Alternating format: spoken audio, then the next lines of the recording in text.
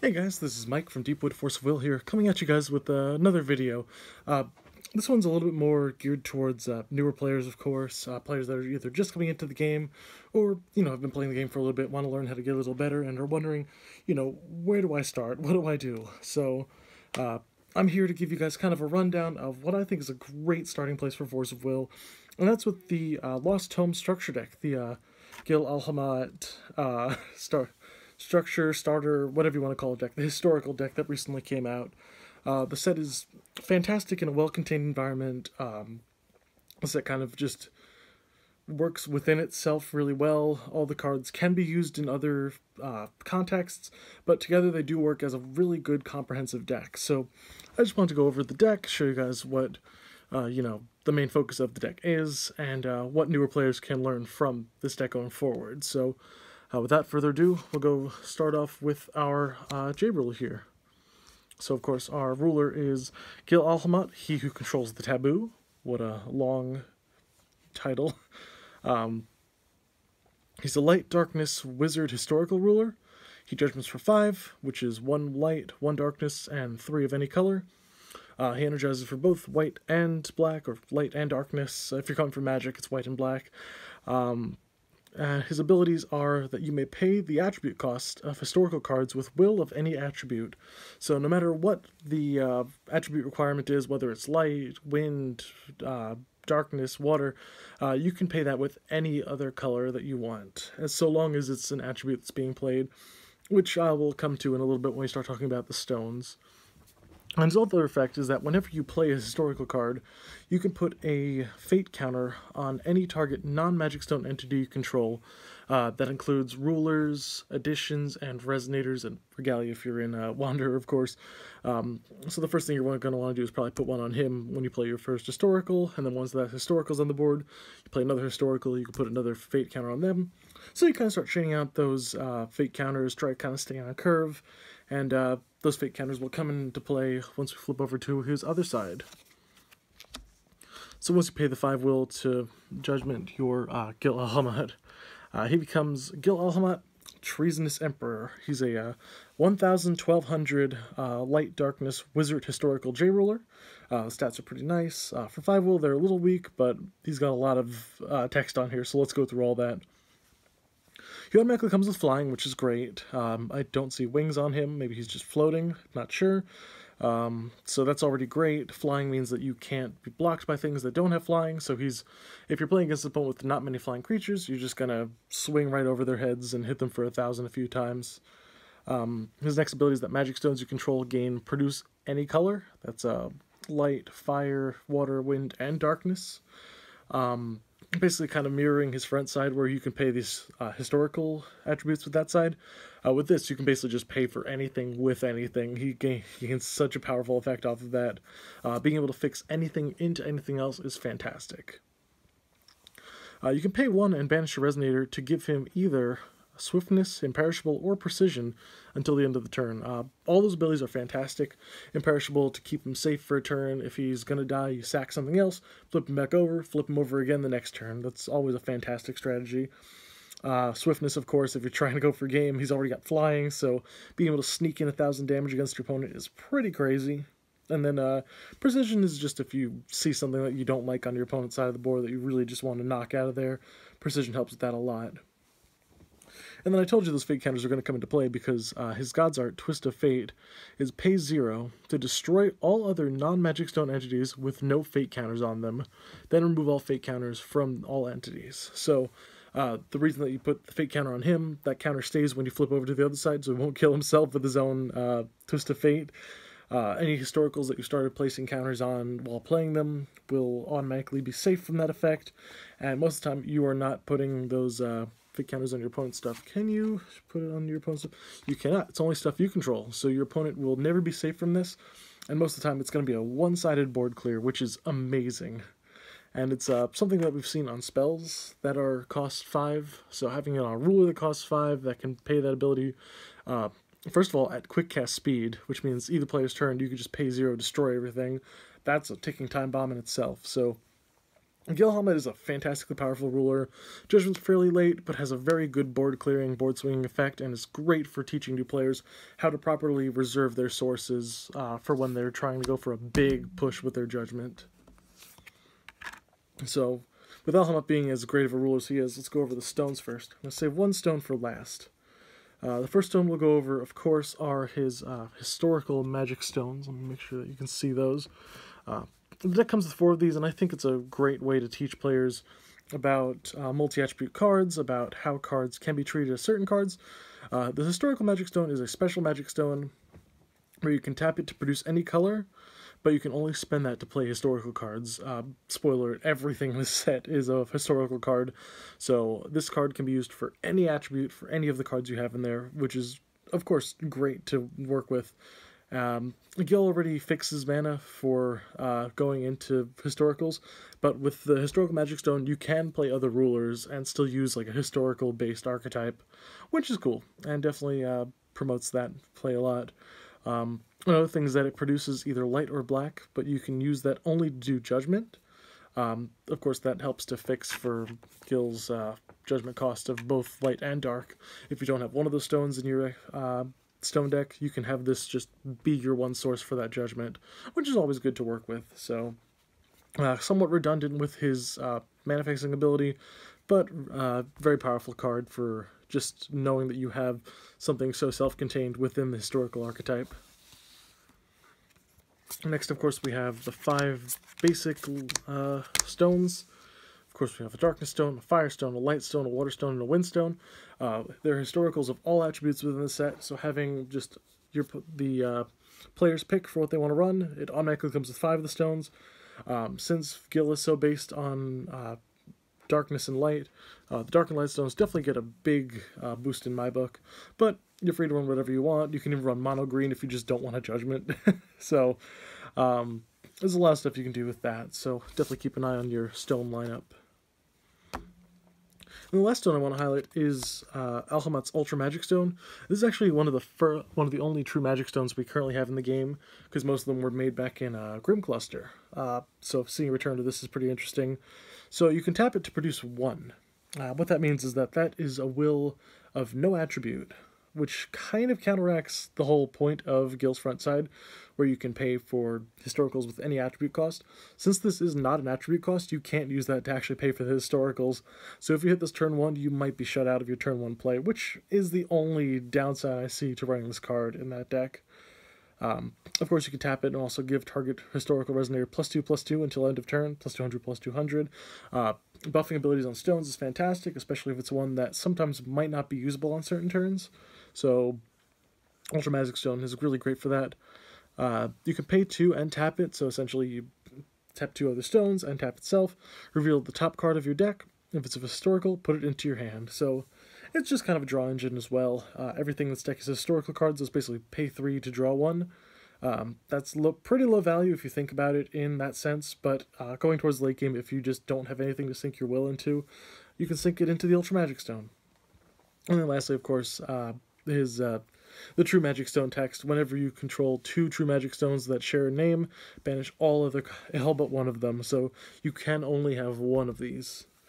Which is totally fine, because you can't use it to pay for your historicals with Gil's side.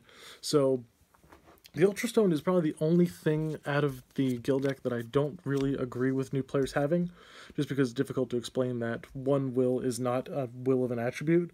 And it can be a dead card sometimes, so I say if you're building around Alhama'at, any of the other stones are good, but I would probably cut this out and just use this as maybe a sideboard card if needed. So going into the main deck, this is a really great way to teach players their game by just having a really good 1-drop. Venus Magus of the Metal Star is a 1-will 200/200. Of course, it's a 7 Luminaries Mage and a Historical, which is very interesting. When it's the board, you can choose one of 2 effects. You can either reveal any number of historical cards from your hand, and then put X +1/+1 +100 +100 counters on her, where X is the number of historicals revealed this way. Or you can draw a card with her. So she's either a kind of slow and not as aggressive Tama for light, or she can on turn 1, be played if you're going first. Reveal 4 historicals in your hand if you're Gil alhama'at. Become a 1-will 6/6.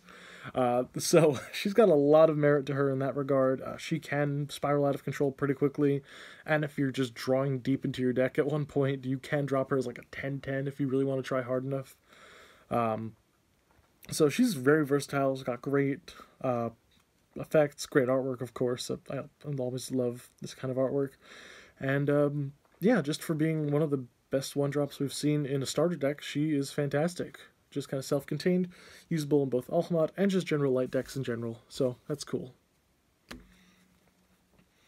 Next up is Chrono Researcher Allosaurus. He's a human historical, an 800/800 for 3-will, fire attribute resonator. When he enters the field, you remove the top card of your deck from the game, and you can play that card as if it was, well, if it was banished by that card. And also, your J-Ruler gains Swiftness. alhama'at already has the ability to sack something to gain Swiftness, so it's a little redundant, but if you don't want to sack something, just having it being stock continuous on there is great.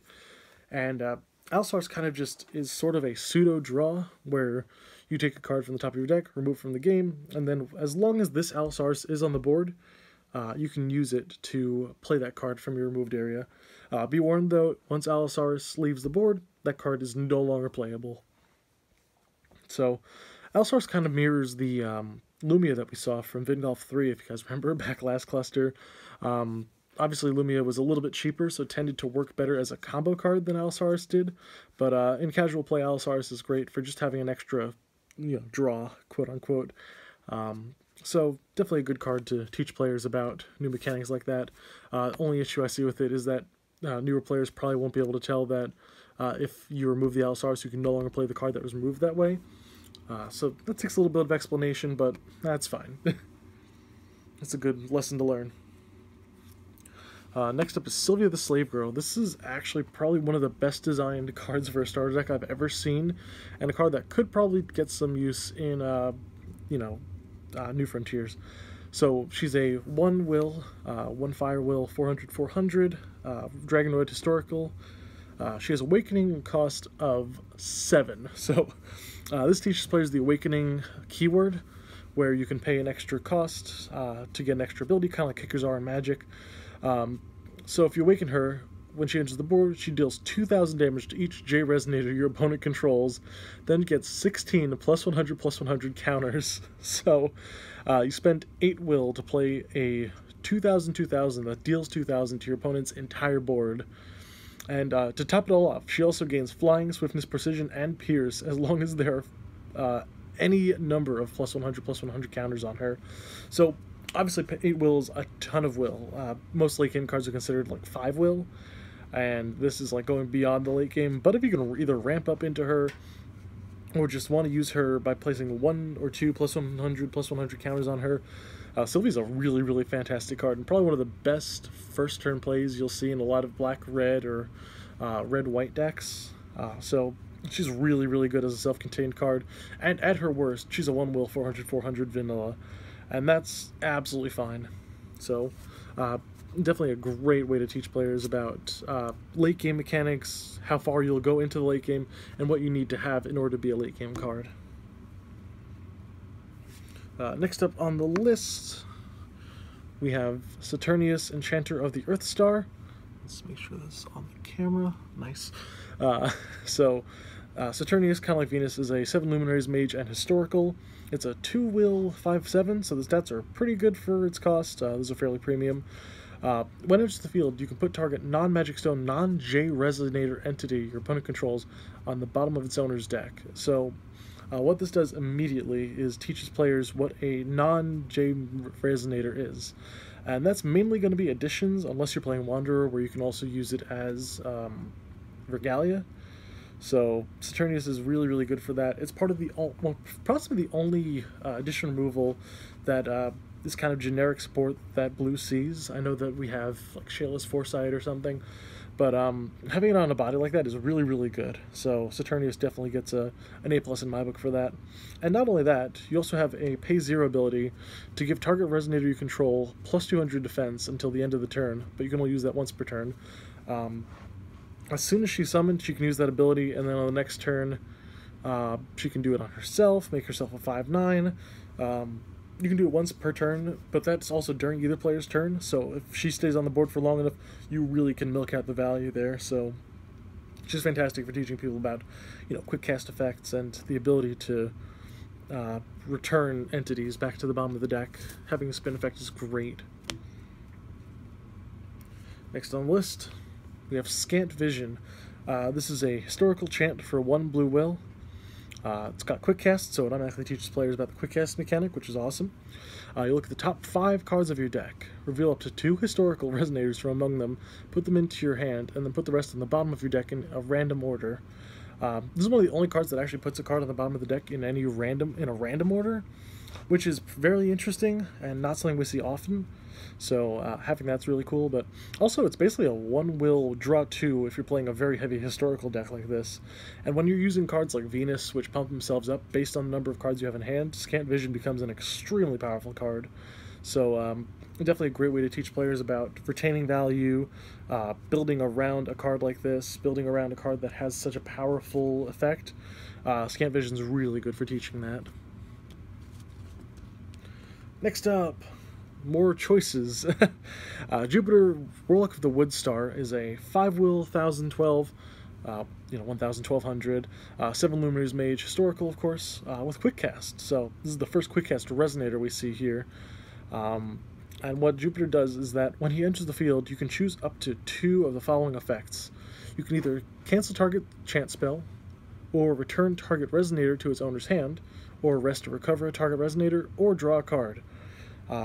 So this card, of course, has 4 effects built into it where you can choose 2, so it automatically tests a player's judgment, and by the time they're into, turn 5, when this card is actually played, they've kind of gotten a feel for the game from there. They kind of have a feel for what the direction they want to take the game in.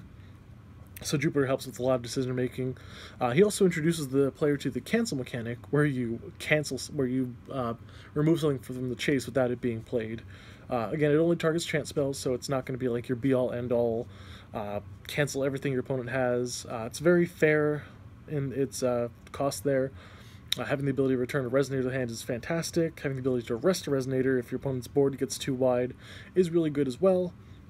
And of course, drawing a card in a control matchup, if your opponent just doesn't have many resonators for you to rest or return, is fantastic as well. So Jupiter gets a huge gold star in my book for just being one of the most versatile and probably one of the best things for a newer player to start learning about. From there, of course, we have another quick cast resonator in Viola, Treacherous Maiden. Viola teaches players a very interesting fact, and that you can block on your opponent's turn, even if the card just comes into play. So Viola, of course, is a 2 will Dragonoid Historian in Wind attribute.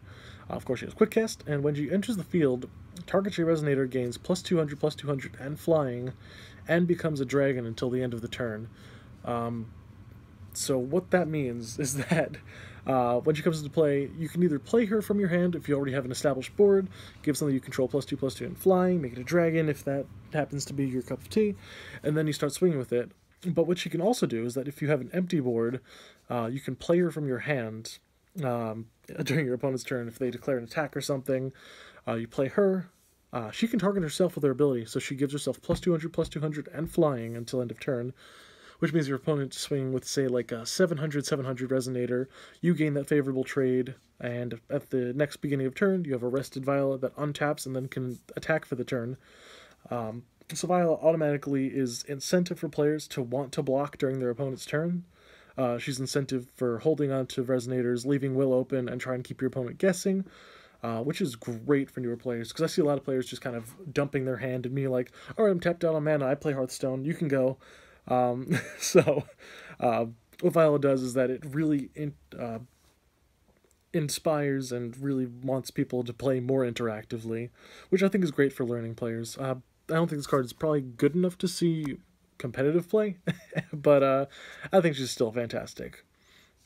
You can also, the last effect on here is that you can also banish her to remove up to 2 cards in a single graveyard from the game. So if you know that your opponent's trying to set up a big strategy with their graveyard, you can just banish her, remove those cards, which is great for learning about graveyard interactions for newer players. From there, we have the Big Daddy himself, Blazer, the Legendary Thief. Blazer is probably one of, if not the best card we saw out of this entire set. He's a 4-will, 800, so stats are pretty low. But he's a Resonator Historical of the Darkness attribute with Precision. When he enters the field, you can look at target opponent's hand and choose a card. They discard that card, and then you can put a +100/+100 counter on him. So when he enters the board, you look at your opponent's hand, you grab something threatening out of their hand like that, and then he becomes a 900/900. And then not only that, you can remove a +100/+100 counter from him, choose one. You can either remove an attacking J-Resonator battling with this card from battle, or cancel target spell or ability targeting this card. So what this does is, of course, inspires multi-level thinking for a newer player. Immediately when he's summoned, excuse me, you get to look at your opponent's hand, assess what your opponent's going to be doing, and then choose the best option based on that to get rid of. From there, it becomes a 9/9, and then after that, if you're trying to really stop your opponent from establishing board presence, removing Blazer, removing anything that you control, you have the ability to remove an attacking J-Resonator, or you have a chance to protect Blazer by removing a +1/+1 counter. Now what this does, of course, is teaches you how to wisely use the one resource he comes with. But if in New Frontiers you're playing a lot of cards that generate +100/+100 counters, you know that you're just going to be piling counters onto him, using the counters just as massive amounts of protection, and just continuously trying to milk out Blazer's value until the last drop. So Blazer is a card that is so uniquely powerful to this deck, a card that I think we'll see play in almost any type of deck, and is really great for teaching newer players about not only discard mechanics, not only planning ahead and remembering information in order to get the best possible results, but also just having a way to teach people about their move from battle mechanic as well, which we saw a lot of people struggling with. Next up is a card that I think kind of doesn't really fit the alhama'at deck, but is still a very cool card on its own, especially because I've been trying to experiment with it. Rachel Nephilim, oh my goodness, Contract Maker is a 700/800 Demon Historical for 3-will, of course, Darkness attribute. You can tap her to remove another Resonator you control from the game, and then put target Resonator from your graveyard into the field, but you can only play this ability during your turn. So that's a really interesting fact, because as soon as Rachel is summoned, you teach the player that's playing her about the fact that Summoning Sickness applies to activate abilities of Resonators exclusively. So immediately as she's played, you can't use that effect. The player has to wait a turn, and by that point your opponent might just decide to destroy the Rachel before you can get value out of it. But it does teach the player that holding onto the strategy and making sure that you have a way to execute the strategy properly is a way that you're going to be able to milk the most value out of her. Now again, the most powerful cards in the set are actually Sylvia, which has an awakening cost, which won't even trigger by this effect. But also, Jupiter is just kind of a weak card to bring back from the grave, unless you're just really trying to milk out the value of its rest and bounce effects. And restricting it to only during your turn means that you teach players that you can use rest effects, tap effects, during your opponent's turn, unless otherwise specified. So there's that. She's probably the weakest link out of the alhama'at starter deck, and just kind of has value as historical. But in the late game, when you start drawing really weak stuff and Rachel just kind of sits on your field, you can trade your old stuff in for newer stuff, which I think is pretty decent. So definitely a card to look at. And the last but not least, probably the best card in the entire set is Forbidden Arts, which is a 2-will, 1 black and 1 white historical chant with quick cast that simply states destroy target Resonator. Oh lord, if any of you have played back in Grim Cluster, you remember a card called Stoning to Death, which was considered to be one of the best cards for the Darkness attribute. Forbidden Arts is basically that, but you're kind of shoehorned into playing light and dark, unless of course you can fix your historical stuff. So Forbidden Arts can be played with any attribute while you're playing Gil. Counts itself as a historical card, I believe, for Venus, if I remember correct. Yep, Venus has historical cards, so being able to reveal this is a bit of a problem, just because if you reveal this off of your Venus, your opponent then knows that you have it. Normally it's better to kind of keep it secret that you have this card. but it does help a lot. Being a historical card, having 4 of them in this deck means that you're all automatically ready to go toe-to-toe with Resonator-based decks that have been established in the game, which is kind of cool. So this card basically just teaches people, hey, Resonator removal can be pretty cheap. Make sure you stack up on it. So Forbidden Arts especially is a great card for that, and is a card that will most definitely see constructed play. And with that, that is the entire alhama'at structure deck. So of course, this deck being just kind of self-contained as it is, a really, really good first deck for a player. I highly recommend anybody starting to get into the game pick this up and just study the hell out of it. Play it against your friends, play it against their competitive decks. You will actually have a fighting chance, which is awesome. And of course, don't forget to place your historical counters, because that is a mandatory trigger. Careful of your... where is it? Ah, there's... Careful of your True Magic Stone. Make sure you remember that hitting this turn 1 means that you don't have a turn 1 play, which, while it sucks, it still is fine. If you're going second, you can pay Will. If you get this first, you can energize out your Venus, and then hold on to this to buff Venus at the start of the next turn. But again, that's a lot of situational stuff. You do have leeway with your stones, and if your friends that are teaching you this game happen to have any extra darkness or light stones, you can really just kind of rework your stone deck about that. So this has just been kind of a thrown together video, just like a crash course on what I think is probably one of the best ways to get started into the game. If you have anybody that's looking to get into the game, has seen the structure deck, and wants to kind of start flipping over and hopping boards and learning the Force of Will game, I highly recommend coming here first, showing them this video, and just kind of getting them right into it with a deck that can really go toe-to-toe with some fairly decent decks. So, with that being said, thank you all for watching. This has been Mike from Deepwood Force of Will, signing out.